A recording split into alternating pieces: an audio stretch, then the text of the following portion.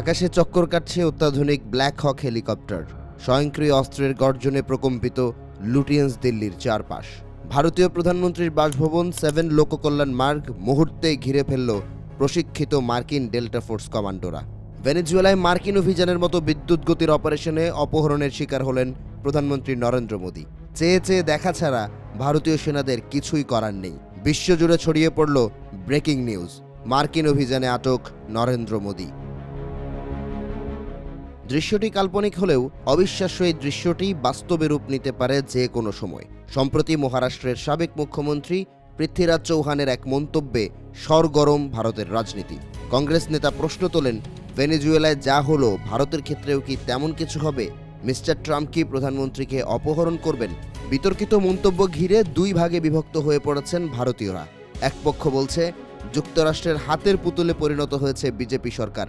বিপরীতে এমন বক্তব্যকে অবিবেচক, অযৌক্তিক ও সমগ্র দেশের জন্য অপমানজনক বলছে আরেক পক্ষ। এর আগে কংগ্রেস সভাপতি মল্লিকার্জুন খাড়গে ডোনাল্ড ট্রাম্পের উদ্ধৃতি ব্যবহার করেন। চলতি সপ্তাহে মার্কিন প্রেসিডেন্ট জানান মোদি তাকে সম্মান করেন, এমনকি কথাও শোনেন। খাড়গের প্রশ্ন, এর অর্থ কি মোদি এখন ট্রাম্পের নিয়ন্ত্রণে?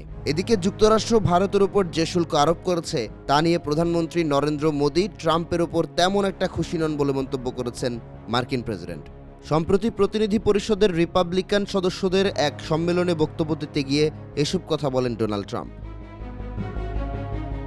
মার্কিন প্রেসিডেন্টের দাবি, প্রধানমন্ত্রী মোদি তার সঙ্গে সাক্ষাৎ করতে চেয়েছিলেন।